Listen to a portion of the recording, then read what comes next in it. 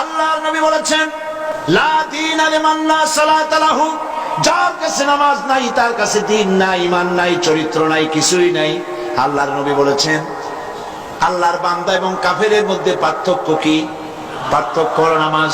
যে নামাজ পড়ে সে আল্লাহর বান্দা, যে নামাজ পড়ে না সে ব্যক্তি কুফরি করলো। মান তারাকা সালাতান মুতাআম্মিদান ফাকাদ কাফারা, ইচ্ছে করে যে নামাজ ছেড়ে দিল সে কুফরি করলো। বলেন নাউজুবিল্লাহ। আদমশুমারিতে আপনার নাম মুসলমান থাকতে পারে, ভোটার লিস্টে আপনার নাম মুসলমান থাকতে পারে, পাসপোর্টে আপনার নাম মুসলমান থাকতে পারে, কিন্তু আপনি নামাজ পড়েন না। আল্লাহর কসম, আল্লাহর খাতায় আপনি মুসলমান নন। আপনি দেশের প্রেসিডেন্ট, প্রধানমন্ত্রী হতে পারেন, পররাষ্ট্র স্বরাষ্ট্র মন্ত্রী হতে পারেন, পুলিশ আপনাকে স্যালুট দেয়, বিডিআর স্যালুট মারে, সবই ঠিক আছে, কিন্তু আপনি যদি নামাজ না পড়েন, আমার দেশের সদর ঘাটে কুলি বোঝাটা নিয়ে পেট চালায়, যে সেই কুলিটা যদি নামাজি হয়, দিনদার হয়, পরেশগার হয়, আল্লাহরে ভয় করে, তাহলে বেনামাজি প্রেসিডেন্ট, বেনামাজি প্রধানমন্ত্রী, বেনামাজি মন্ত্রীর চাইতে আল্লাহর কাছে কুলি, মাঝি, রিকশাওয়ালার মর্যাদা হাজার হাজার গুণ বেশি।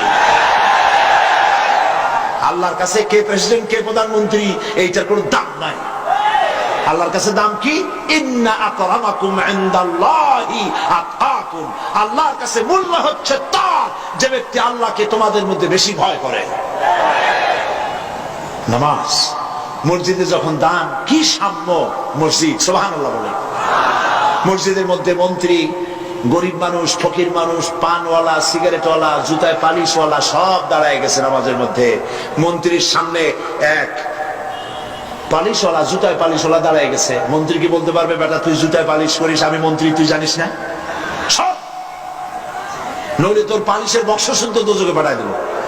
পারবে এরকম কথা বলতে? পারবে না, কারণ মন্ত্রী সাহেব এটা ফাইজলামি করার জায়গা না, এটা মসজিদ। এখানে তোমারও যা মর্যাদা, ওই রিকশাওয়ালা, কুলি, মসজিদ, ফকির, ভিক্ষুক তার মর্যাদা সমান। বরং তুমি যদি বেনামাজি হও আর ফাঁকি দিতে নামাজ পড়তে আসে থাকো, তো তোমার থেকে ওর মর্যাদা বেশি।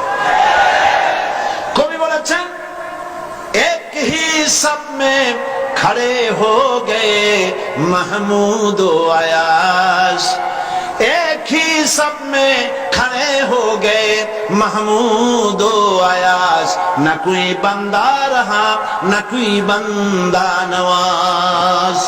একই কাতারে সম্রাট মাহমুদ আর তার ভৃত্য আয়াস দাঁড়ায় গেছে। এখন কেউ চাকরও নাই, ভৃত্যও নাই, সব আল্লাহ গোলামে পরিণত হয়ে গেছে। নামাজ, ইসলামী সরকার হলে প্রথম কাজ হবে নামাজ পড়া। নামাজ পড়বে, কাজে বরকত হবে। দেখেন না মুয়াজ্জিন কি বলে? মুয়াজ্জিন আযানের ভিতরে বলে, হাইয়া আলাস সালাহ, এসো নামাজের দিকে। আপনি বলবেন মুয়াজ্জিন চিল্লাও কেন? নামাজের দিকে আসলে হবে কি? মুয়াজ্জিন দ্বিতীয় লাইনে গিয়ে বলে, হাইয়া আলাল ফালাহ, এসো কল্যাণের দিকে, মঙ্গলের দিকে। নামাজের দিকে আসলে পরে তোমার কিসমত খুলে যাবে, তোমার তাকদীর পাল্টে যাবে। এসো নামাজের দিকে, নামাজ পড়ো।